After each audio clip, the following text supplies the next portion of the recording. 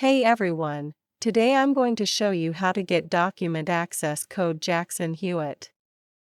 So, at first open any web browser and head over to jackson.com. On the homepage, click on the login option at the top right corner. Then select My JH account. This will take you to the login page. If you don't have any account yet, tap on Create Account. Enter your personal information. Your first name, last name, username, your email address. Then the system will ask you for a documentation code. Get the code from your tax return documents that were given to you when Jackson Hewitt prepared your taxes.